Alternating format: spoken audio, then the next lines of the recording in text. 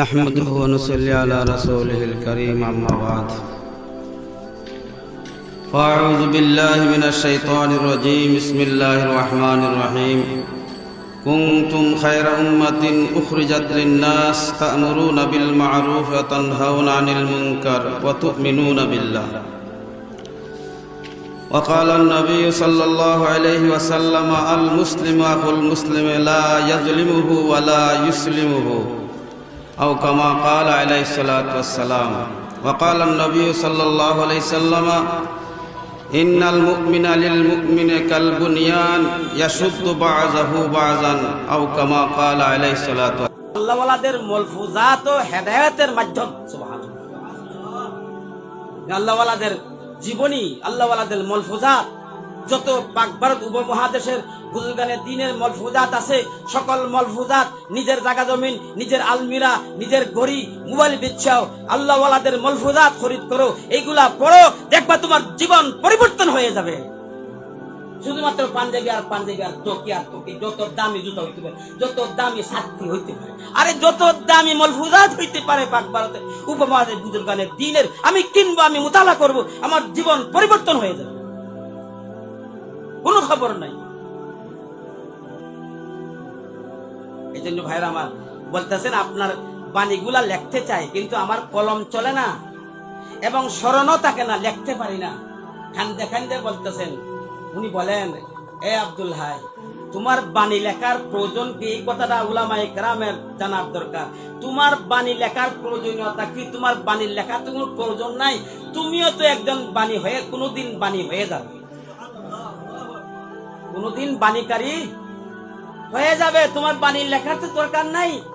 উনি আশ্চর্য হয়ে গেলেন, আমার শরীর ঠান্ডা হয়ে গেছে, আমার মতো নগণ্য আশরাফ আলী থানভীর মধ্যে বলছে আমিও কোনোদিন বাণীওয়ালা হয়ে যাবে, আমার বাণী মানুষের লিখবে, এটা কি করে হইতে পারে, আমার শরীর ঠান্ডা হয়ে গেছে। শেষ পর্যন্ত বলেন, এখন তো দেখা যায় রফিক উসমানী, তকিক উসমানী আমার বাণী লেখনেওয়ালা। এই জন্যই উলামায়ে কেরাম যারা, আমি নগণ্য হইতে পারি, আমার পিছনে যদি আন্তরিকভাবে থাকেন আপনারা, আর যদি আমার কথাবার্তায় চলেন, ইনশাআল্লাহ আপনাদের বাণী লিখতেওয়ালা যুগের বিজ্ঞ লোকগুলা বাণী লিখনেওয়ালা হয়ে যাবে, বই পুস্তক বাইর হয়ে যাবে, হাজারো লাখো মানুষ হেদায়েত পাবে আপনার মালফুজাতের দ্বারা।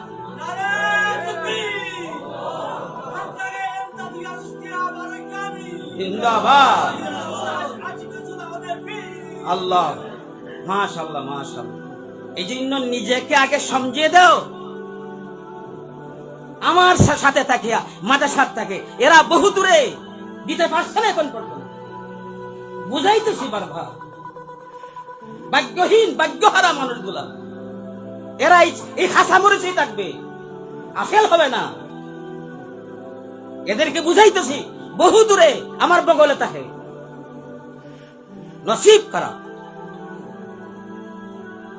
নসিব খারাপ, নসিব খারাপ না হইলে তো এরা আগে থাকতো, ছেড়ে দিছে আল্লাহর হাওলা দা।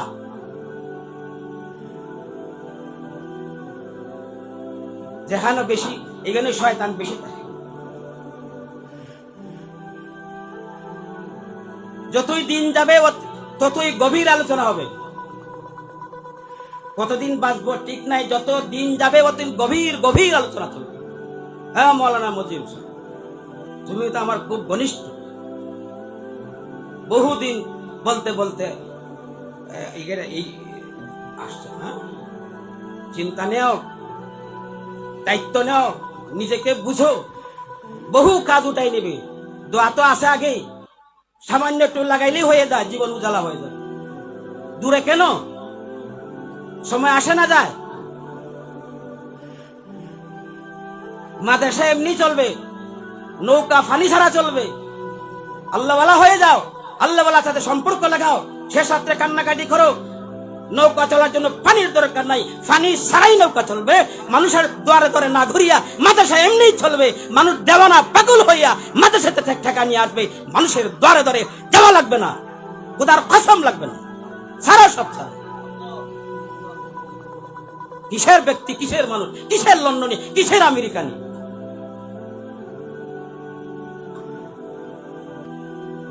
এই জন্য ভাইয়ের আমার, বাণীওয়ালা তো তুমি হই, আল্লাহওয়ালাদের সহবতের কত দাম। খালি আসা যাওয়া করলেই অনেক ফায়দা, আসা যাওয়া করলেই অনেক ফায়দা। একটা ঘটনা বলে আমি আমার কথা শেষ করব, অনেক কিছু আছে। রশিদ আহমদ গঙ্গোহী রহমতুল্লাহ আলাইহির খানকাতে একজন মানুষ অনেক দিন রইল। রোয়ার পরে বিদায় নেওয়ার সময় বলতেছে, হযরত আপনার এখানে অনেক দিন ছিলাম, আপনি আমাকে চিনতেন না, না চিনার এক কথা, আমি রাষ্ট্রের গোয়েন্দা বাহিনীর একজন। আমি কে? গোয়েন্দা বাহিনীর একজন। এখানে আমি আসছিলাম, রাষ্ট্রে আমাকে পাঠাইছে দায়িত্ব দিয়া এখানে তাহার জন্য। বলি আফসোস, এই রাষ্ট্রের কি ফায়দা, আপনি এখানে কেন আসলেন? ও রাষ্ট্রের এটাই ফায়দা, রাষ্ট্রের কাছে রিপোর্ট গেছে আপনার এই খানকাতে যত চোর ডাকাত আছে, সারাদিন চুরি ডাকাতি করিয়া টাকা পয়সা আপনার কাছে আইনা দেয়, আপনি অর্থ এগুলো ব্যবহার করে আপনি অর্থের মালিক, চোর ডাকাত পালেন। রিপোর্ট নিবার জন্য গোয়েন্দা হিসাবে আমাকে পাঠাইছে, বহুদিন রইলাম, এখন আর চলে যাই। আচ্ছা, রশিদ আহমদ গঙ্গোহী এমনি সাহেব যাইবা তো ঠিক আছে, আমাকে আগে বলো তুমি রিপোর্ট কি পাইলে? যাইবা তো, রিপোর্টটা কি, সরকারের লাভ কি? সরকারের লাভ এটাই জানতেছে আপনি চুর ডাকাইতের মানে সর্দার কি না, এটা জানার জন্য। আচ্ছা আচ্ছা, তুমি কি বুঝলে? ও আমি তো বুঝছি এটাই এতদিন থাকার পরে, যে আপনি চোর ডাকাতের সঙ্গে কোন ধরনের সম্পর্ক নেই। আপনার এখানে যা আছে চোর ডাকাতের সাথে কোনো সম্পর্ক আজ পর্যন্ত পাই নাই, বরং সমাজের রাষ্ট্রের যত চোর ডাকাত আছে আপনার খানকাতে যারা আসে এরাই আল্লাহওয়ালা হয়ে যায়, এরা প্রকৃত মানুষ হয়ে এখান থেকে বাইর হয়। এরা আসলে এরা মানুষ হয়ে পায়। ও তাই নাকি? বলে ঠিক আছে। তখন যাইবার সময় বলতেছে, আমার একটা প্রশ্ন, এই যে মানুষগুলা আপনাকে টাকা দেয়, এরা কেন দেয়? আমি দেখছি আপনাকে মানুষ বিদায়ের সময় আসার সময় অনেক হাদিয়া দেয়, আবার সব হাদিয়া আপনি গ্রহণ করেন না, বেশি দিলে বেশি নেন না, বাকি ফিরাইয়া কিছু রাখেন, এরা কেন দেয়? উনি বললেন, কিছু না বলে অনেক সময় চুপ করে রইলেন, কোন জবাব দিতেছেন না। সময় কিছু অতিবাহিত হইয়া গেছে, সেই গোয়েন্দা তার জেব থেকে বাইর হইয়া সেই সময়ে, সেই কালীন সময়ের 2 টাকা বাইর করে রশিদ আহমদ গঙ্গোহী রহমতুল্লাহকে হাদিয়া দিল। কয় টাকা? আজকাল 2 টাকা না, 2 টাকা দিল। হুজুর আপনাকে হাদিয়া দিল। হাদিয়া হাতে নিয়ে হাসলেন। ভাই তুমি আমাকে হাদিয়া কেন দিলে? আগে তো জবাব দিলেন না, তুমি আমাকে হাদিয়া কেন দিলে? বলে হাদিয়া দিছে আমার মনে চাইছে, আমার মনে চাইছে, আমার মনে চায় কিছু হাদিয়া দিতাম।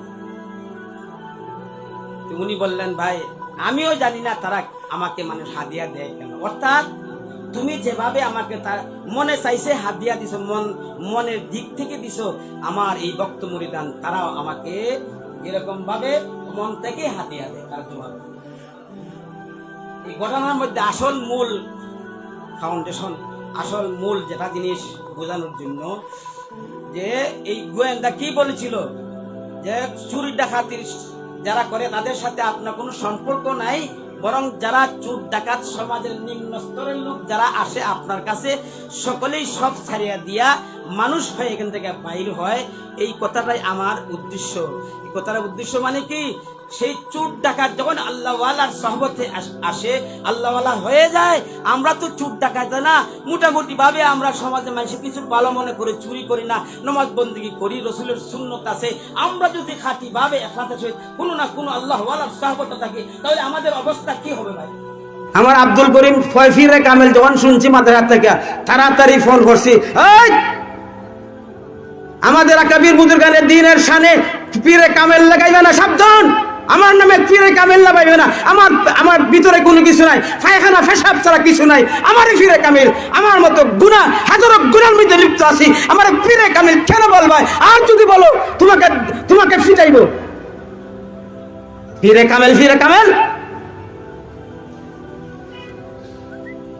এতটা পারি না, এখনো গুনার মধ্যে লিপ্ত, গুনাহ ছাড়তে পারি না। আর পীরে কামেল এটা কি বোঝায়? পরিপূর্ণ পীর। নাউজুবিল্লাহ, এত বড় মিথ্যা সার্টিফিকেট। এটা আমাদের আকাবির বুজুর্গ যারা দিন এইগুলা পছন্দ করেন না। এই জন্য আল্লামা রুমি রহমতুল্লাহ আলাইহি,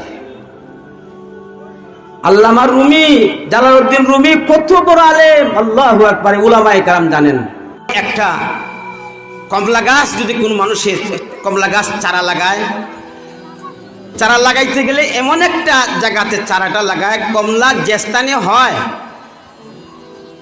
কমলা তৈরি হওয়ার পরিবেশে যে স্থানে কমলা হয় ওই জায়গাতেই লাগানো হয় এবং মাটিটাকে উর্বর করা হয়। লাগানোর পরে পানি দেয়, কিছু বড় হইলে বেড়া দেয়,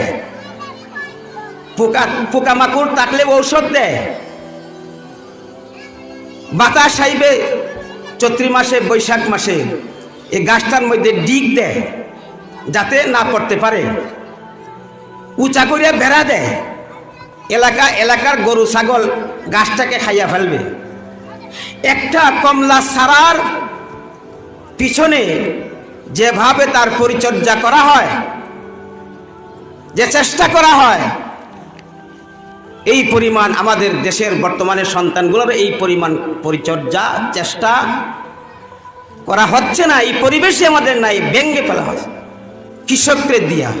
কৃষক যদি এই জমিনকে তার সুন্দরভাবে পরিচালনা না করে, জমিনের মধ্যে আগাছা সৃষ্টি হয়, ঠিক এমনি ভাবে প্রতিটি পরিবারের সন্তানের পিছনে যদি পরিচর্যা না করা হয়, তরবিয়ত দান না দেওয়া হয়, দীক্ষা না দেওয়া হয়, আদর্শ শিক্ষা না দেওয়া হয়, যেভাবে আগাছা জন্মেছিল এইভাবে আমার প্রতিটি পারিবারিক সন্তানের জীবনে এরকম ভাবে কতগুলা বদস্বভাব, বদখাসলত, কুচরিত্র তার সৃষ্টি হবে এই সন্তানের মানব জীবনের জমিনের মধ্যে। বর্তমানে তাই অবস্থান আমাদের। বর্তমানে আমাদের পারিবারিক সন্তানগুলার জীবনে এরকম ভাবে দুঃখে দুঃখে নষ্ট হচ্ছে, বদভ্যাস তৈরি হচ্ছে, আগাছা তৈরি হচ্ছে, চরিত্র নষ্ট হচ্ছে। এই দায়িত্ব আমাদের আদায় হচ্ছে না। 1 নম্বর দায়িত্ব হলো মেয়েদের। কার? মেয়েদের গভীর দায়িত্ব। যারা দায়িত্ব আদায় করবে তাদেরকে হাত মুখ দেখায়া দুনিয়ার রং কসুয়ার খালা এবং রঙিন চশমা দেখাইয়া ঘর থেকে বাইর হইয়া দিছে দায়িত্ব, 24 ঘন্টার দায়িত্ব। বাচ্চাদেরকে কে মানুষ বানাইবে, কে সভ্য বানাইবে, কে চরিত্রবান বানাইবে, কে তরবিয়ত দিবে? তাহাজিব তমদ্দুন আমাদের মুসলিম পরিবার থেকে চলে গেছে। দায়িত্ব দিছে একজন বুয়া, বৃদ্ধ এবং অশিক্ষিত, টিপ দস্তখত দেয়। এদেরকে শিশুর লালন শিক্ষা দীক্ষার লালন পালনের দায়িত্ব আমাদের দেশের, বিশেষ করে সভ্য ভদ্র বর্তমানে যারা শিক্ষিত সমাজ, এদের সন্তানকে লালন পালন করে কে?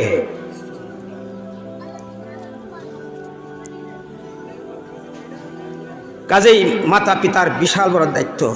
আর একজন ইঞ্জিনিয়ার ছিল, চিফ ইঞ্জিনিয়ার ছিল। মোবাইলে ফোন করলে সে দৌড়ে বলতো, জিগাইলে আপনাকে, আমি চিফ ইঞ্জিনিয়ার। কি বলে? আমি চিফ ইঞ্জিনিয়ার। আর শিশু, তার ঘরের 6-7 বছরের ছেলে দেখতেছে, মোবাইল হাতে নিয়ে বলে আমি চিফ ইঞ্জিনিয়ার। ঘটনাক্রমে সে বাথরুমে চলে গেছে, আর ফোনের উপর ফোন হাইতেছে। তার ছেলে মোবাইলটা হাতে নিয়ে বলছে আমি চিফ ইঞ্জিনিয়ার। আসলে হ্যাঁ, চিফ ইঞ্জিনিয়ার। এটা শিখছে বাবার কাছ থেকে। খুব সতর্ক থাকার দরকার, হুঁশিয়ার থাকার দরকার। আপনি আমার কারণে সন্তান সুসভ্য হয়, আপনি আমার কারণে সন্তান নষ্ট হয়, পথভ্রষ্ট হয়, অসভ্য বর্বর হয়। আমি গালিগুলুজ যদি করি তাহলে আমার সন্তান কি করবে? গালিগুলুজ করবে। এই জন্য সন্তান কোথায় যায়, কার সাথে ঘুরে চলাফেরা করে, এদিকেও আমার লক্ষ্য রাখার দরকার, আমার দৃষ্টি রাখার দরকার। আল্লামা জাকারিয়া রহমতুল্লাহ আলাইহি আপনারা সকলেই চিনেন, জানেন। তবলিগ জামাতের কিতাবের লেখনেওয়ালা আল্লামা জাকারিয়া রহমতুল্লাহ আলাইহি আল্লামা জাকারিয়া রহমতুল্লাহ ছোটবেলা খুব সুন্দর ছিলেন, মহিলাদের মতো দেখার মতো, খুব সুন্দর। এই জন্য সুন্দর ছেলে সন্তানকে ঘর থেকে বাইর করবেন না বেহুদা বিনা প্রয়োজনে, ডাক্কা ডুক্কে বাইর করবেন, এরা মেয়েদের মতো। এটা আমার দাড়িবিন সুশ্রী ছেলের থেকে হেফাজত থাকার গুরুত্ব 1.5 ঘন্টা আলোচনা আমার, শুধুমাত্র এটাই। দাড়িবিন সুশ্রীর ছেলের থেকে সাবধান, 1.5 ঘন্টা আলোচনা। আগের যুগে আমার পরিবারের, মুসলিম পরিবারের মিশিন মহিলাদের আমল আল্লাহর সাথে কি সুগভীর সম্পর্ক ছিল, কি পরেশগারি ছিল, কি দায়িত্ব ছিল, সন্তান পরিবার গঠন করা তাদের ফিকির কি ছিল। আর বর্তমানে আজকে আমরা আমাদের মহিলাদেরকে ঘর থেকে বাইর করে কি পাইছি আমরা? সারাদিন সেও অফিসে, আমিও অফিসে, ক্লান্তি করে আমি 8 ঘন্টা চাকরি করে আইছি, সেও চাকরি করে আইছে। যখন বললাম আমার ভালো লাগতেছে না, হ্যাঁ 1 গ্লাস পানি আইনা দাও, আমি পারবো না, তুমি 8 ঘন্টা চাকরি করে আইছো, আমিও আইছি, পারলে তুমি গিয়া খাও, তোমার হাত পাও নাই। পাইলাম কি আমরা?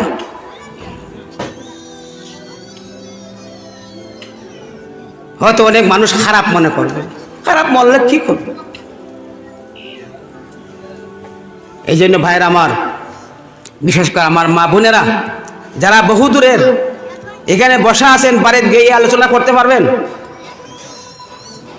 নিজের মেয়েদের শিক্ষা দিবেন, বাকনিকে শিক্ষা দিবেন, বাতিজিকে শিক্ষা দিবেন, নিজের আপনজনকে শিক্ষা দিবেন, নিজের মেয়েকে শিক্ষা দিবেন, নিজের বোনকে শিক্ষা দিবেন।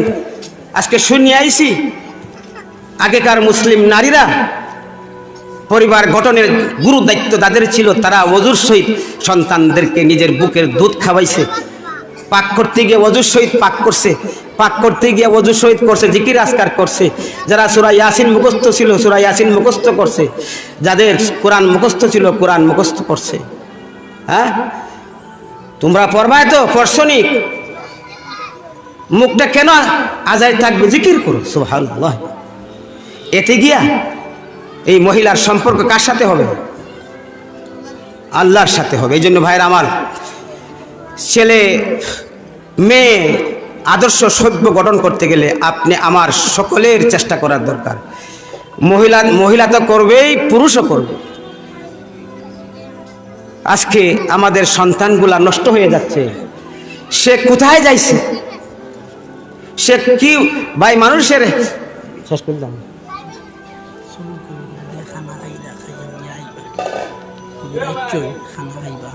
আচ্ছা, সভ্য এবং ভদ্র বানাইতে গেলে পুরুষেরও চেষ্টা করতে হবে, মেয়েদের কষ্ট করতে হবে, চেষ্টা করতে হবে। একা চেষ্টা করলে হয় না।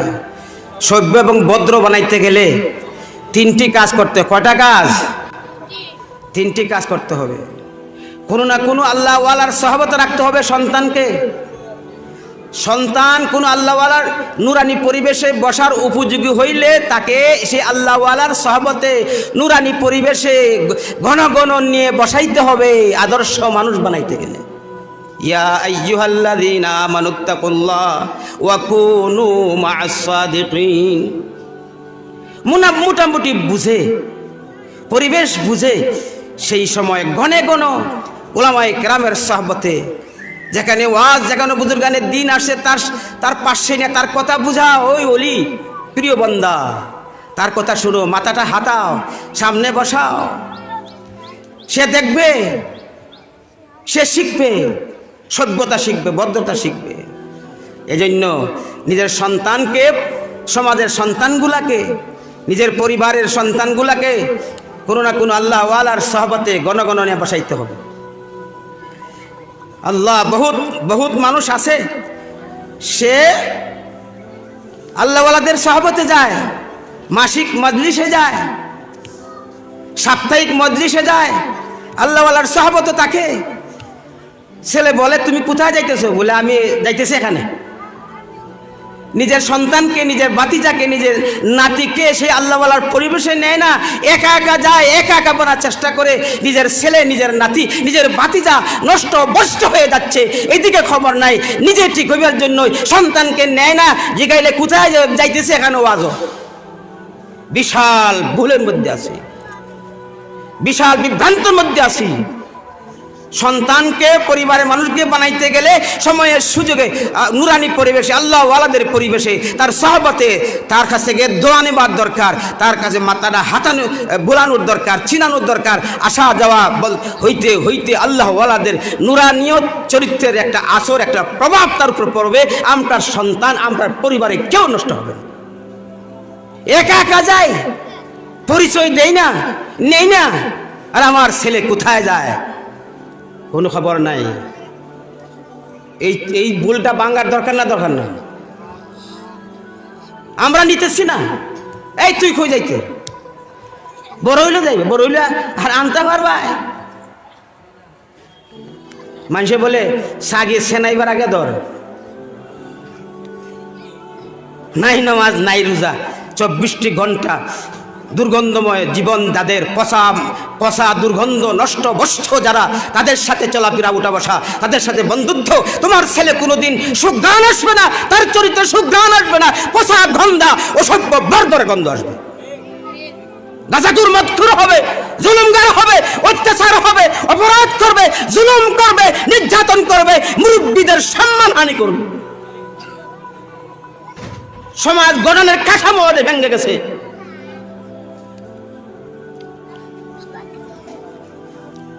ভাই, মানুষকে ঠিক করার পদ্ধতি মোটামুটি ভাবে, মৌলিক ভাবে তিনটি। একটা হইল আল্লাহ ওয়ালাদের সহবত, নুরানি পরিবেশ।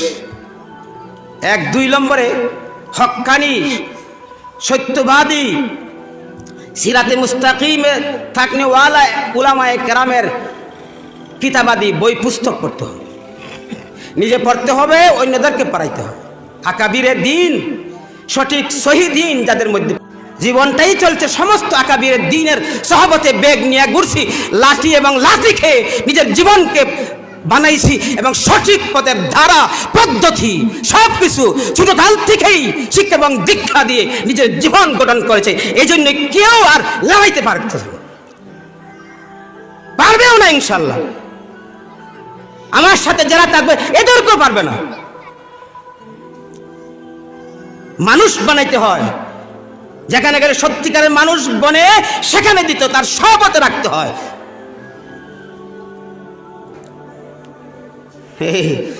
সুবহানাল্লাহি বিহামদিহি। নোবেল, নাটক, নাট্য বই ভর্তি, এইগুলা পড়িয়া রাতকে রাত। বর্তমানে এই নাটক বই লাগে না, একটা টাচ মোবাইল হইলে হয়। কি হইলে হয় ভাই? একটা টাচ মোবাইল হয়, সিনেমা বাতিল। প্রেম প্রীতির বই পড়ার কোনো দরকার নাই, একটা টাচ মোবাইলে যথেষ্ট। বর্তমান ইসরায়েল বিশ্বের মুসলমানদের সুনাগরিকের চরিত্র ধ্বংস করার জন্য টাচ মোবাইল, আরো কত জাতের মোবাইল বাইর করছে, যাতে করে বিশ্বের মুসলমানদের যুবকদের, নরনারীদের চরিত্র নষ্ট হয়ে যায়, নৈতিকতা বোধ বলতেই থাকে না মুসলিম জাতির মধ্যে।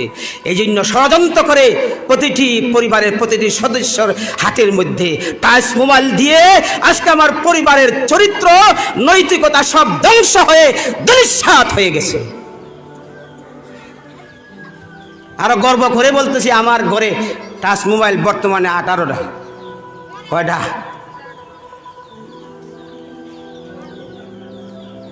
টাচ মোবাইল কে ব্যবহার করতে হবে? যে গুনার কাছ থেকে চোখের হেফাজত করতে পারবে, গুনার কাজে লিপ্ত হবে না, তার জন্য না জায়েজ। আর যে এগুলা নিজের ঈমান আমান চরিত্র রক্ষা করতে পারবে না, তার জন্য জায়েজ নয়।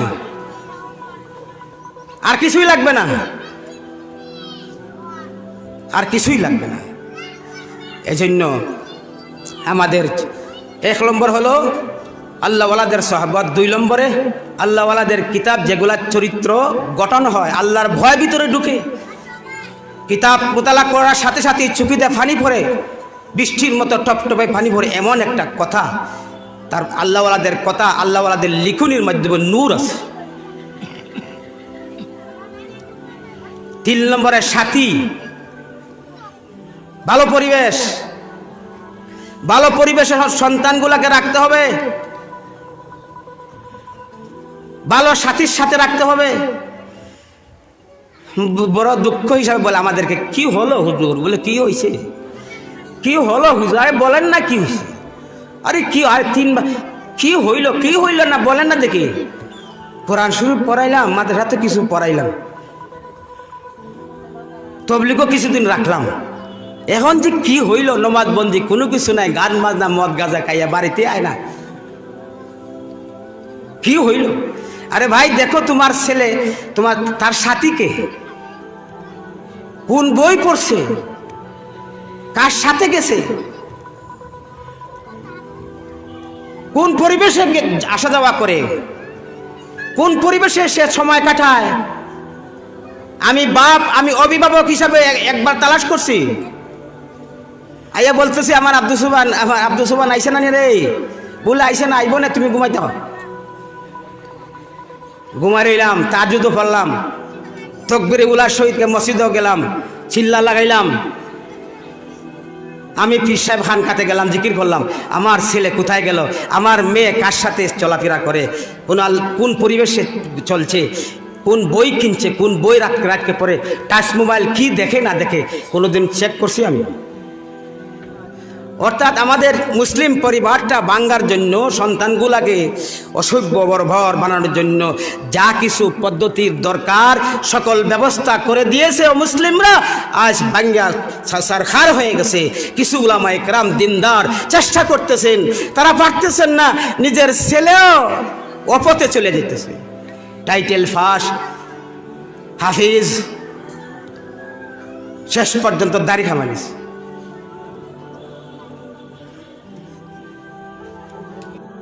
লজ্জাস্থানের হেফাজত না করার কারণে আজকে মুসলিম পারিবারিক সামাজিক জাতিগত ভাবে চরিত্রর অবক্ষয়,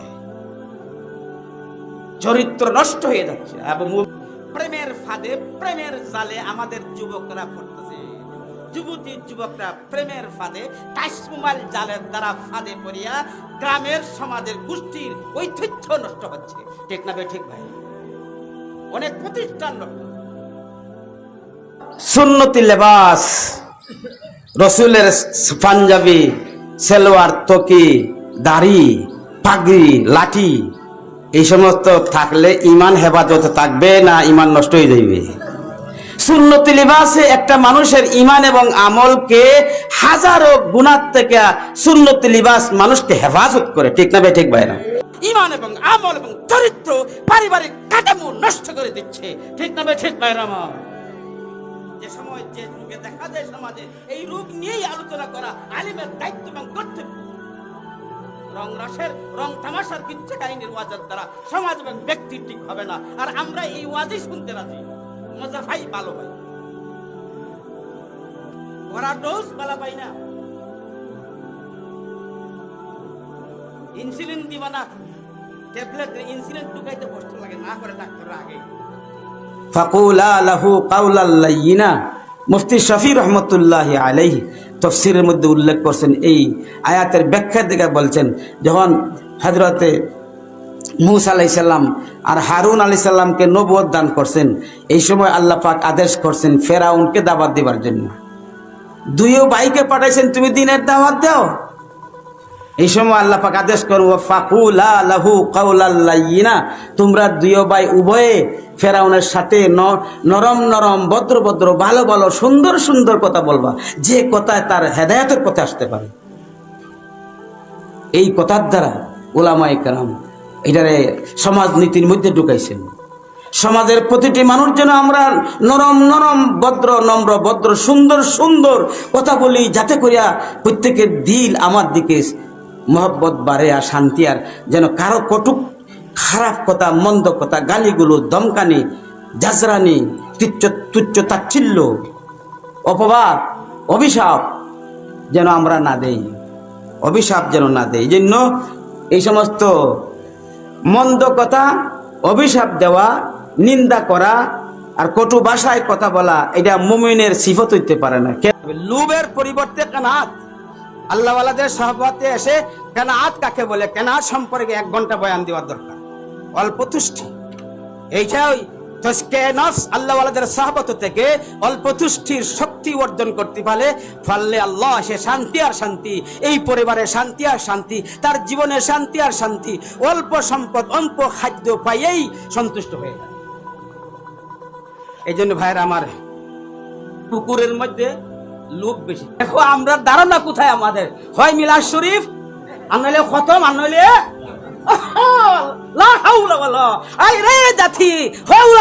আমরা কোথায়, আমরা বুঝাইতে পারছি না সমাজকে। হয় মিলাদ হয় খতমে আর না হয় তাবিজে, তাবিজ লেখা আর তাবিজ দিবার লাগে আমারে বাদে হইয়াই বলে চাচা যেভাবে আপনার তাবিজ লেখা। দেশ এবং সমাজ মানুষের এই জন্য আমালুকুম উম্মালুকুম, আমাদের চরিত্র যেরকম আমাদের মাথার উপর শাসক এরকম হবে। আমাদের আমল অনুযায়ী আমাদের মাথার উপর শাসক আল্লাহ পাকে বসাই দেন।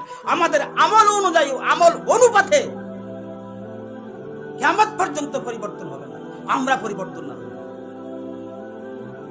দৃষ্টির হেফাজত না করার কারণে, কুদৃষ্টি দেওয়ার কারণে, কুদৃষ্টি দেওয়া এটা হারাম, কবিরা গুনাহ। ও ভাই, কবিরা গুনাহ কি? কবিরা গুনাহ এটা ছোট গুনাহ বড় গুনাহ? বেগানা মহিলাকে দেখা, হারাম জিনিস দেখা, দাড়িবিহীন সুশ্রী ছেলেকে নিজের খায়সাত মেটানোর জন্য দেখা কবিরা গুনাহ। আল্লাহ পাক নিষেধ করছেন, একজন ইমানদার মুমিনের উপর নিষেধ করেছেন। আল্লাহ পাক নিষেধ করেন, দেখেও না, এটা দেখা হারাম, কবিরা গুনাহ। আজকে এই চোখের হেফাজত করতে পারতেছি না, উপর থেকে নিয়ে নিচ পর্যন্ত। এই জন্য আমাদের আমলের দুর্বলতা, ইমানের দুর্বলতা চরম পর্যায়ে চলে গেছে। আমার কথাগুলা বুঝতেছেন? আমার বাড়ি সুনামগঞ্জ, এইখানে বাড়ি করে বসে মংলা বাজার, বাড়ি গর্দ হয়ে গেছে। সুনামগঞ্জে বাসায় ওয়াজ করলে আপনাদের, এই জন্য আমি সারা বাংলাদেশের বিভিন্ন জায়গাতে ঘুরি। বাসা ঠিক রাখতে হইব, বাসা ঠিক না রাখলে অন্য জায়গাতে যখন যাই, বিভিন্ন জেলাতে যাইব, তখন এই বাসা ঠিক থাকবে না, লজ্জিত হইতে হয়, দিন প্রচারে অসুবিধা। এই জন্য আমি মোটামুটি একটা আমার আদর্শ ঠিক বাসা, আরো বিভিন্ন জায়গায় গেলে বাসার আরো বাড়ি শব্দ বাইরে, বুঝতে অসুবিধা হইতেছে। দেশ থেকে বালা মুসিবত দূর করে দাও। আজকের এই সৎকার কারণে আমাদের বাংলাদেশের 12 তারিখ যে ইলেকশন, আচ্ছা 12 তারিখ কি ইলেকশন? এটা গুরুত্বপূর্ণ বিষয়। কত যে চিন্তা, কত যে কান্দা, এই দেশের লাগে যে কত ফিকির, কত মহব্বত, দেশপ্রেম আমাদের অন্তরে। উলামায়ে কেরাম দিনে রাত্রে কাঁদতেছেন, শেষ রাত্রে সেজদাত পরে কাঁদতেছেন। একটা ইলেকশন হইয়া আমাদের মাথার উপর একজন ন্যায়পরায়ণ ইনসাফগার একজন শাসক আমাদের গাড়ে বসার দরকার না? দরকার না? এখন তো আমরা অভিভাবক ছাড়া তুচ্ছ তাচ্ছিল্য করে মানুষ কথা বলে, কথা বলতে বলতে তুচ্ছ তাচ্ছিল্য করে কথা বলে, মানুষের বেইজ্জতি করে, সাথে সাথে তার সম্পর্ক নষ্ট হয়ে যায়। সেও তুচ্ছ তাচ্ছিল্য করে কথা বলে এবং একে অন্যের শত্রু হয়ে যায়। একে অন্যের কিভাবে তার আঘাত করা যায়, এরকম যদি প্রত্যেকেই তুচ্ছ তাচ্ছিল্য করে কথাবার্তা হয়, সমাজে শান্তি থাকবে? এটা মন্দ কথা। ভালো কথা বলা, ওয়াকুলু লিন্নাসি হুসনা, অপবাদ দেওয়া। চুরি একজনে করছে না, জিনা করছে না, মদ খাইছে না, অনার্থক সে মদ খাইছে, আমি দেখছি আমার হুদ্দর চোখে, আসলে মদ কি জিনিস চিন্তাই করছে না, তার অপবাদ তার নামে বেইজ্জতি করবার লাগি লাগাইয়া দিছে, গ্রামে ঘুরতেছে। যে কোনো অপবাদ, এটা খারাপ, খারাপ, এগুলা ঠিক না। বকাবকি করা, গালি গোলজ করা, বকাবকি করা, ধমকানি ইত্যাদি, খুব ধমকানি, কুদানি, খুদাইয়া ধমকাইয়া রাখে। মুরব্বী হইসে করে, আলিম হইসে করে আমি তারে ধমকানি শুরু করছি, সামান্য একটু ভুল করছে, এই ধমকানি টমকানি এইগুলা ইত্যাদি ইত্যাদি, এইগুলা হইল মন্দ কথা। এই জন্য মন্দ কথা কখনো একজন মুমিনের হইতে পারে না, মুমিনের বৈশিষ্ট্য হইতে পারে। বৃদ্ধ যুবক মহিলা অশ্লীল ভাষায় শব্দ ব্যবহার, এটা মুমিনের গুণ হইতে পারে না। কত বড়, আর আমরা 1 নম্বর মুমিন। কুরবানির সময় আইলে 1,20,000 গরু কিনে জবাই দেয়া, পুরা মুমিন, আর মুখ খারাপ। আল্লাহ রাসূল বলেন, তুমি কুরবানি 1.5 লক্ষ টাকা কুরবানি দেয়া, মুখ খারাপ, অশ্লীল ভাষায় কথা বলো, এ প্রকৃত মুমিন না। লাইসাল মুমিনু বিত্তাআনে ওয়ালাল লাআনে ওয়ালাল ফাহিশ ওয়ালাল বাজি। এই জন্য ভাইয়ের আমার, আল্লাহ রসুল সাল্লাল্লাহু আলাইহি সাল্লাম উত্তম কথা বলার জন্য বলে, চাঁদ দেখে আমরা কাজ করব। হ্যাঁ, রাষ্ট্রীয়ভাবে ঘোষণা, মানুষ উলামায়ে কেরামও বলতেছেন চাঁদ দেখা গেছে। দেশবাসী যে সিদ্ধান্ত নেন, উলামায়ে কেরাম যে সিদ্ধান্ত নেন, এই হিসাবে আমরা রোজা রাখব। আর এই বছর তো মেঘ টেক কিছু নাই, চাঁদ দেখতে কোনো অসুবিধা হইতো না। হ্যাঁ, আল্লাহ পাক আমাদেরকে রমজান মাসের প্রস্তুতি নিবার তৌফিক দান করেন। বকাবকি করা, গালিগুলোজ করা, বকাবকি করা, ধমকানি ইত্যাদি, খুব ধমকানি কুদানি কুদাইয়া ধমকাইয়া রাখে। মুরব্বী হইছে করে, আলিম হইছে করে আমি তারে ধমকানি শুরু করছি, সামান্য একটু ভুল করছে, এই ধমকানি এইগুলা ইত্যাদি ইত্যাদি, এইগুলা হইল মন্দ কথা। এই জন্য মন্দ কথা কখনো একজন মুমিনের হইতে পারে না, মুমিনের বৈশিষ্ট্য হইতে পারে না। মুমিন, প্রকৃত মুমিন যারা সবসময় তার মুখে দিয়ে ভালো ভালো কথা, সুন্দর কথা, উত্তম কথা, যে কথায় মানুষের অন্তরে ভালোবাসা সৃষ্টি হয়, যে কথায়, যে শব্দে, যে শব্দের দ্বারা আপনি তাকে সম্বোধন করে কথা বলছেন, সাথে সাথে আপনার জন্য সে যেন পাগল হয়ে যায়। 6টা ওষুধ দেয়া যায়, ওষুধটি দিলাইতাম না, যাইতাম কি? চোখের হেফাজতের ঔষধ, চোখ নিয়ন্ত্রণ করার ঔষধ নিতে চান? টাকা টুকা লাগবে না। কয়টা ঔষধ? 1 নম্বর ঔষধ আল্লামা জাকারিয়া রহমতুল্লাহ আলাইহি বলছেন, যার এই কুঅভ্যাস হয়ে গেছে, ছাড়তে পারো না, তাহলে রাস্তাতে যখন চলবা তোমার চোখটারে কই রাখবা? নিচের দিকে। কুল্লিল মুমিনিনা ইয়াগুযু মিন আবসারিহিম, দৃষ্টি রাখবা জমিনের উপরে, ডানে এবার চলবা, চলতে থাকো, আল্লাহ সাহায্য করতে। এক সময় দেখবা তোমার চোখের কন্ট্রোল হয়ে গেছে। সুবহানাল্লাহ। যে আল্লাহ বলেন যে আমার বান্দা তার চোখও কন্ট্রোল করার জন্য রাস্তায় দিয়ে চলতেছে, কত উষ্টা খায়, এদিক সেদিক তাকায় না, কত ভালোবাসা, কত জিনিস, কত কিছু দেখতে পারবে, কিন্তু সে আমার আদেশ মানিয়া নিজের চোখটার হেফাজত করতেছে, চেষ্টা করতেছে। কয়েক মাস যাবত, 1 বছর যাবত আল্লাহ খুশি হইয়া চোখের হেফাজতের শক্তি আল্লাহ পাকের পক্ষ থেকে এই বান্দিকে আল্লাহ পাকে দেন। রমজান মাসে বান্দার ইবাদত বাড়িয়া যায়। কাজেই ইবাদত যার বাড়বে, ইবাদতের মাধ্যমে আল্লাহর সন্তুষ্টি অর্জন করে। ইবাদত করলে আল্লাহ খুশি না বেজার? রমজান মাসে ইবাদত বাড়ে, আর ইবাদতের দ্বারা আল্লাহ খুশি হন। আল্লাহ খুশি হওয়া মানে কি? আল্লাহর ওলি। এই জন্য আগেকার মাপকাঠি ছিল, দেখো রমজান মাস কে কয়টা বেশি পাইছে, বেশি পাইলে সে বড় ওলি। সুবহানাল্লাহ, আল্লাহু আকবার। রমজান মাসটা এত গুরুত্ব। রমজান মাসটা হইল ওলি নির্ণয় করার, ওলির মাপকাঠি হইল রমজান মাস। দেখো সমাজের কোন আলেম বেশি রমজান মাস পেয়েছে। এতে কি বোঝা যায়? রমজান মাসে ইবাদত বেশি করা যায়, ইবাদত করার সুব্যবস্থা রমজান মাস। আর ইবাদতের মধ্যে আল্লাহ খুশি হন, আর আল্লাহ খুশি হইলে তো এই ব্যক্তি ওলি, আল্লাহর বন্ধু, আল্লাহর দোস্ত।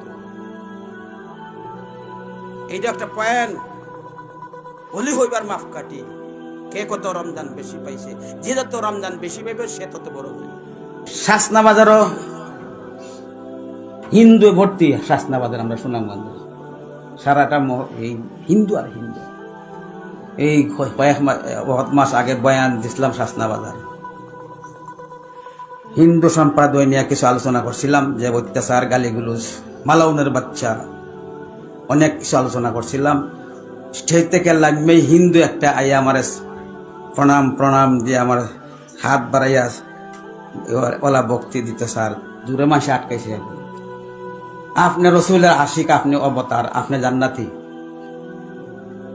আজকে যে আলোচনা করছো, কত 30 বছর যাবত এখানে তফসির হইতেছে, কিন্তু এইরকম আলোচনা শুনি নাই। মানুষে হয় তুমি সরো বা সরো, আপনার লগে কোন আলোচনা না, আলোচনা হইলে হুজুরের সাথে, তাইনের সাথে আমার আলোচনা। আপনারা কেন বাধা দিয়েছেন? আমার মনের দুঃখ প্রকাশ করতেছি আজকে, মনের শান্তির জন্য। আপনারা কিচ্ছু মানবেন না। 5 মিনিট গেছে সরাইতে পারেন না। শেষ পর্যন্ত আমি কিছু হাদিয়া দিতে চাই আপনারে। আল্লাহ আপনার হায়াত বাড়াই দেব। হাদিয়া দিতে চাই, তো মুসলিমের হাদিয়া লবার যাই না নি, হাদিয়া দিছে আর কাপড় চুপড়ও জুইত না কিছু লইলাম। এখন এখানে গেছি চা খাইতাম, চা খাইয়ে বাড়িলাম, লুকাইয়া দেখি কত দিছে, 1000 টাকা। কত? 1000 টাকা দিলে। এক সালে তাকে, এক ঘরে তাকে 2 ভাই কথা কাটাকাটি নিয়ে এমন হিংসা ঢুকছে, এমন বিদ্বেষ ঢুকছে, এমন শত্রুতা অন্তরের মধ্যে মানে স্থান পাইছে, 2 মাস 3 মাস 6 মাস ধরে মাত বন্ধ করে দিছে। সিন্নি করলেও সিন্নি যায় না, সিন্নি রাখে না করো, আসেনি এরকম। বড় ভাইয়ের সিন্নি করছে, ছোট ভাইয়ের রাখে না, না তার সিন্নি খাইতেন না। এমন কি বলে দে, যদি আমি মারা যাই আমার ভাইয়ান যেন আমার জানাজা পায় না, আমার করার জন্য ধরে না। এমন বিদ্বেষ, এই সমস্ত বিদ্বেষ অন্তর রাখা হারাম। এটা মুমিনের সিফত, মুমিনের গুণ হইতে পারে না। একজন মুমিন মহিলার অন্তরের মধ্যে এই বিদ্বেষ আর শত্রুতা, হিংসা, এটা কখনো একজন মহিলা, একজন পুরুষ, একজন ইমানদার, একজন মুসলমান, একজন পরহেজগার, একজন হাদিস সাহেব, একজন আলেম, একজন হাফিজের অন্তর থাকা অত্যন্ত গুরুতর অপরাধ।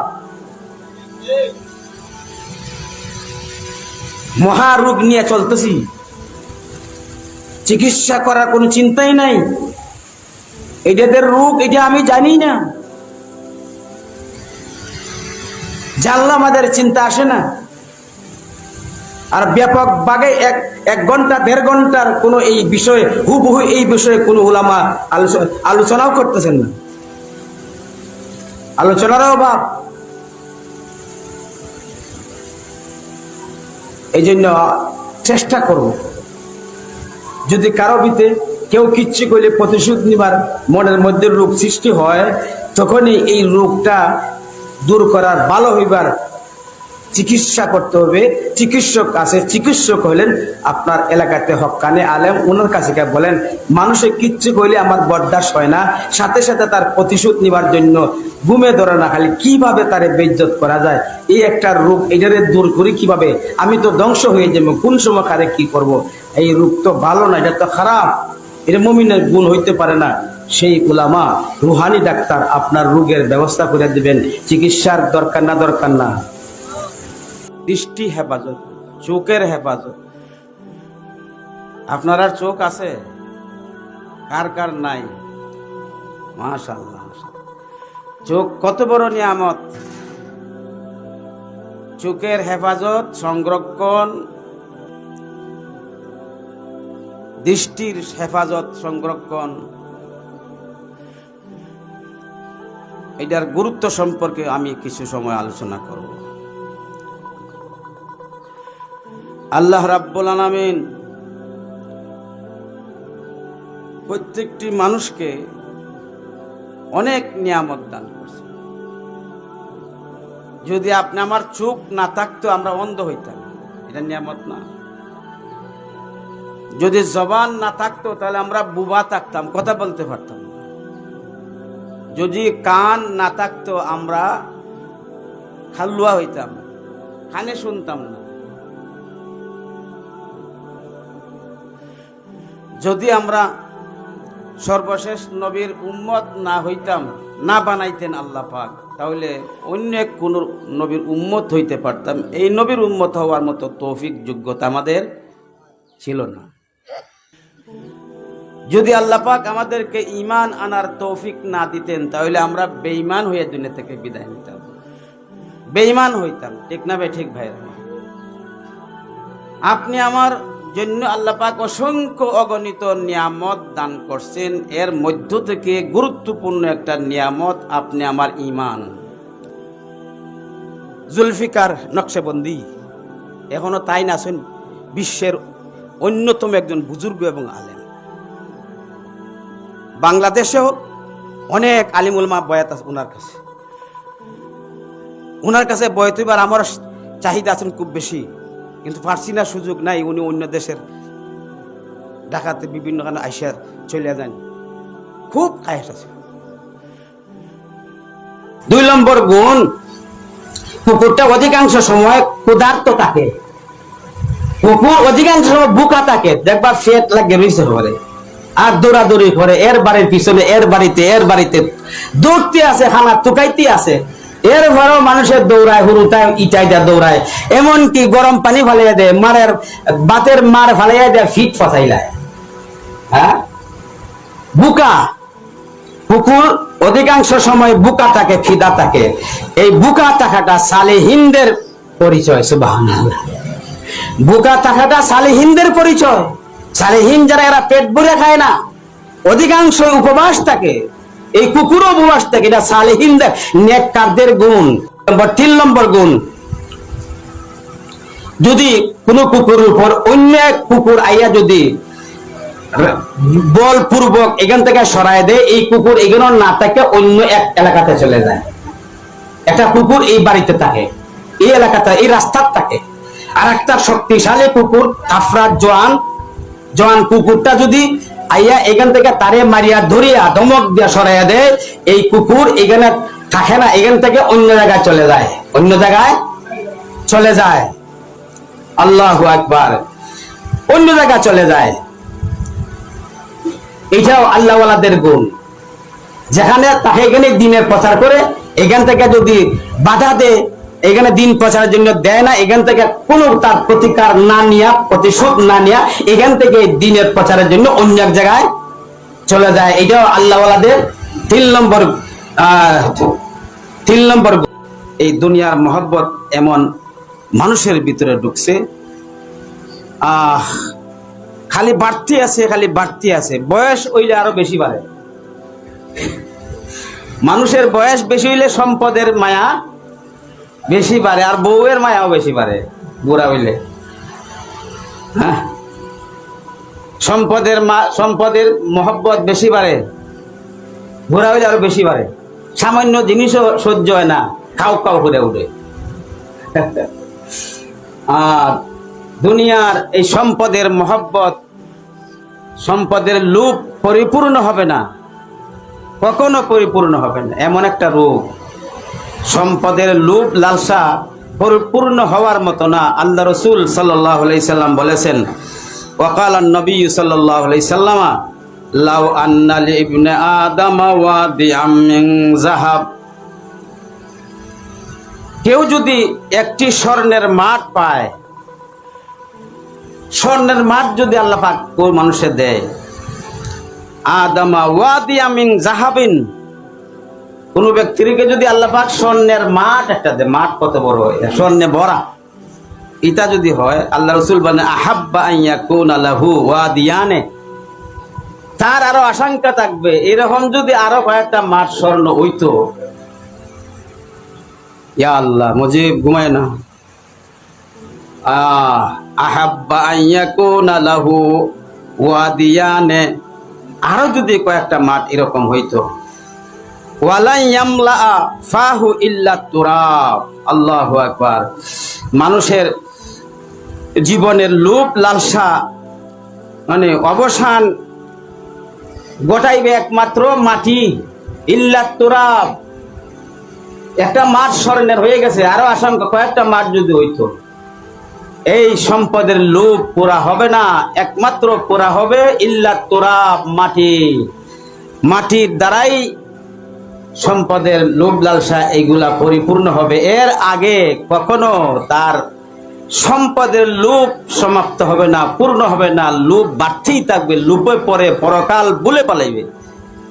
যার কারণে ইমানদার মুসলমান ইসলাম সবের উপরে আঘাত করবে, সবকে নিশ্চিহ্ন করার জন্য সম্পদ অর্জন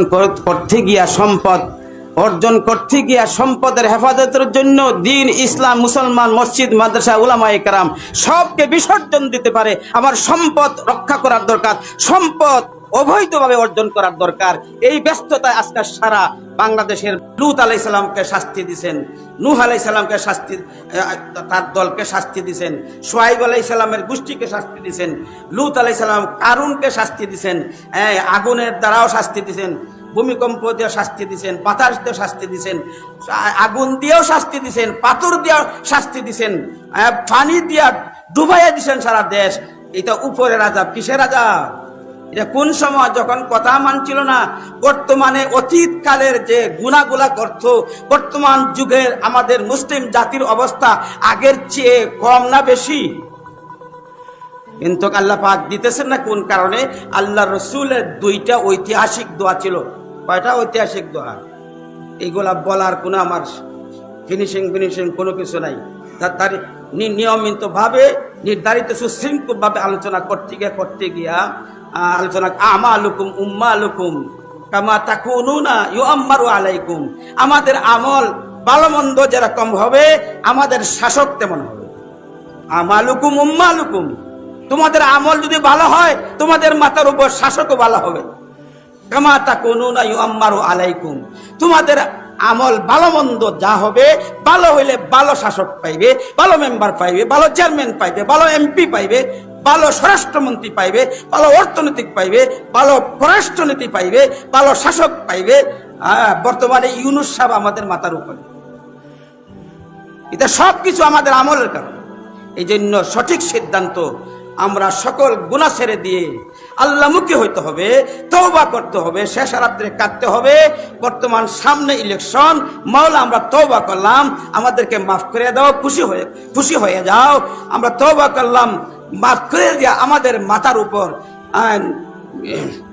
একজন ন্যায়পরায়ণ শাসক, সৎ শাসক, ভালো শাসক আমাদের মাথার উপরে বসাইয়া দেন। এই দোয়া করলে আগামী নির্বাচনও আমাদের মাথার উপরে একজন ভালো শাসক দিবেন। আর যদি আমাদের আমল, আমাদের জীবন পরিবর্তন না করে, তওবা না করে, আরো যত 100 বছর নির্বাচনও শান্তি কখনো আশা করা যায় না। বিভিন্ন সাইটে যে সমস্ত উলামা, যোগ্য আলিম, বিদগ্ধ আলেম, চৌকন্না দ্বীন এবং ইসলামের জজবা অন্তরে, জ্বালা অন্তরে কোন আল্লাহ ওয়ালার সহবতে আছে, তার দ্বারা খেদমত হবে, তাকে সামনের দিকে অগ্রসর, তাকে দোয়া নসিহত ফিকির সুদৃষ্টি দিয়া তার ভবিষ্যতের জন্য দাঁড়া করাইয়া যাওয়া মুরব্বীদের দায়িত্ব। এটা এই দিক দিয়ে আমরা অনেক পিছনে।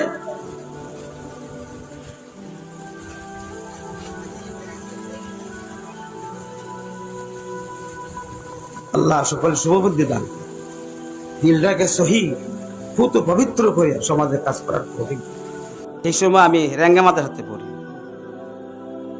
যখন এটা মুতালাত ফাইলাম, নতুন নজওয়ান মানুষ চোখ কন্ট্রোল করতে পারি না, হাঁটতে হাঁটতে যাইতেছে সিলেটের কিন ব্রিজ আছে না, সিলেটের কিন ব্রিজ আছে, এখানে গিয়ে দেখি একটা মেয়ে হালকা পাতলা একটা বর্তন লইয়া আল্লাহ আল্লাহ আল্লাহ করতেছে, মানুষের রাস্তার মাঝে দেয়। সাইয়াদ দেখলাম, পাইছি লাগাল। দেখা যায় চৌক অন্ধ, এখানে খেয়ে আইনা বয়া তৈয়া যায়, চৌকের এটা আছে, এটা বাইরে রয়েছে, নাকি দাহি না সরে মাইসে ভ্যান ভ্যান করে, চাওয়া একবার চাইলে আর একবার চাইলে বমি আয়, এরকম একটা অবস্থা। আমি ভালোভাবে চাইয়া ক্যামেরা করলাম, আচ্ছা এই ভিডিওর দিকে দেখাইলে গুণ হইব? মনে চাই না, রুচি নাই চাইবার, মানুষের চাই কোন কারণে? লাভের লাগে, লাভটা আপনার আরো ক্ষতি। ক্যামেরা করলাম এই সময়, যখন এই কোনো মহিলার দেখা পড়তো, এটারে কিভাবে দূর করা যায়, সাথে সাথে ওই যে ক্যামেরা করে আনছিল এই মহিলাটার সামনে রাখে, তখন এই ফটো চলে যায়। এরকম চলছে অনেক বছর। যখন আমি আমার শেখ মুর্শিদ শেখ হরফুরি রহমতুল্লাহ লাগাল পাইলাম, বয়াত হইলাম, তাইনও মারা গেলেন। মাধবপুরী হুজুর, আমরা দুইজনের পীর, জিগলবাগী হজরত, তাইনও মারা গেছেন। আমরা এক ফিরা ভিতরে তরফ আছে, তাইনও মারা গেছেন। তারা কাছে বয়াত হওয়ার পরে আর এখন এই ফটো লাগানো, এই ফটোরে বহুত বছর ধরে হরাইলিছি। কাজে নিজের চোখের হেফাজত করবার জন্য 3 নম্বর কি ঔষধ? সুশ্রী।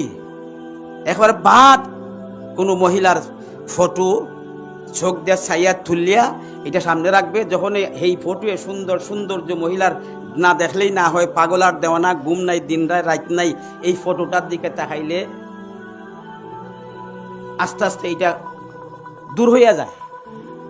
এটা হলো 3 নম্বর ব্যবস্থা। 4 নম্বর ব্যবস্থা, রাজনীতির ব্যক্তি তৈরি করি, রাজনীতির মাঠ তৈরি করি, রাজনীতিকে বুঝি। সারা দেশের যে অবস্থান, বর্তমানে বিশ্বের অবস্থান, তা নিয়ে চিন্তা করি, মাথার মধ্যে আছে কি করা যায় জাতিকে, কি করা যায় দেশ সম্পর্কে, কি করা যায়, পার্লামেন্টে কে যাবে, কার দরকার এই মুহূর্তে। এই লুবের কারণে এই অবস্থা। মানুষের নূর, ইবাদতের নূর নষ্ট করে শয়তান এবং নফস। বিভিন্ন গুনাহ করে আপনার আমার ঈমান এবং আমলের দুর্বলতা, ঈমান এবং আমলের মধ্যে দুর্বলতা সৃষ্টি করে। শারীরিক দুর্বলতা হইলে না দুনিয়ার কাজ করতে পারবে, না পরকালের কাজ করতে পারবে, না আল্লাহ হুকুম পালন করতে পারবে। কারণ শারীরিক দুর্বলতা নিজে একা উঠতে পারে না, আর একজনের দৌড়িয়ে উঠাইতে হয়, প্রস্রাব পায়খানা করাইতে হয়। ঠিক এমনি ভাবে আপনি আমার ঈমান বিভিন্ন গুনাহের কারণে ঈমান দুর্বল হয়ে যায়, তখন আর আল্লাহ পাকের এবং আল্লাহ রসুলের সুন্নত, আল্লাহ পাকের আদেশ পালন করা তার জন্য কোনো শক্তি থাকে না। এই জন্য আজকে মুসলমান এই অবস্থা, ঈমানি দুর্বলতা। এই পথের পথিক হয়ে কিছু মানুষকে বোঝানো, মানুষের পিছনে চলার মেহনত করা কিছু লোক তৈরি করে দাও।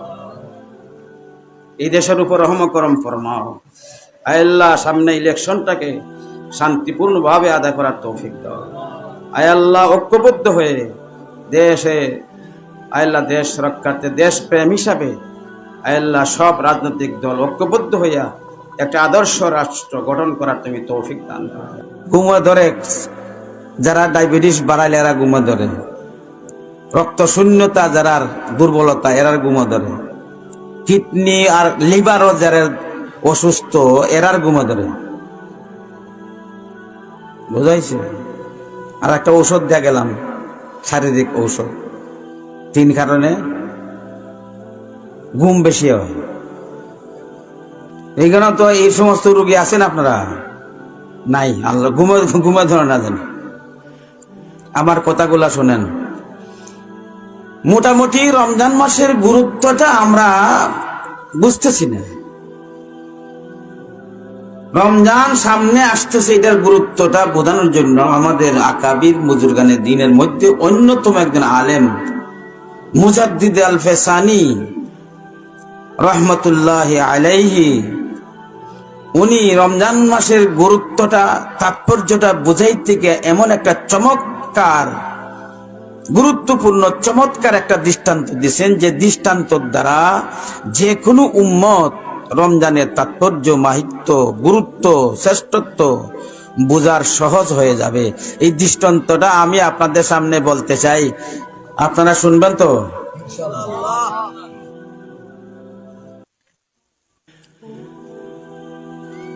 মুজাদ্দিদ আল ফেসানি রহমতুল্লাহ আলাইহি দৃষ্টান্ত দিয়েছেন, সারা পৃথিবীর মধ্যে যে সাগরটা বড় মহাসাগর, এত বড় মহাসাগর আর নাই পৃথিবীতে।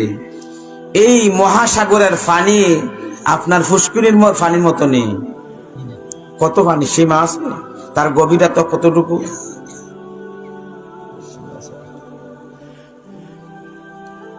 রমজান মাসটার গুরুত্ব বুঝাইতে গিয়া উনি একটা চমৎকার দৃষ্টান্ত দিয়েছেন। এই দৃষ্টান্ত দিলেই বুঝতে পারবেন, আমি বুঝতে পারবো, আপনি বুঝতে পারবেন রমজান মাস সামনে আইতেছে। এটাকে গ্রহণ করা, বরণ করা, এটাকে জড়াইয়া ধরা কত যে গুরুত্ব, কত যে লাভ উম্মতে মুহাম্মদ। উনি বুঝাইছেন আটলান্টিক মহাসাগর ধরে নেন, এই মহাসাগরে গিয়া 11টা আঙ্গুল যদি চুবরানি দেন, আঙ্গুলটা সাগরের পানির মধ্যে রাখেন, আবার যখন উঠানির পরে বেশি পানি পড়িয়া 11টা আঙ্গুলের ডগার মধ্যে মাথার মধ্যে 11 ফোঁটা পানি থাকবো না থাকবো না?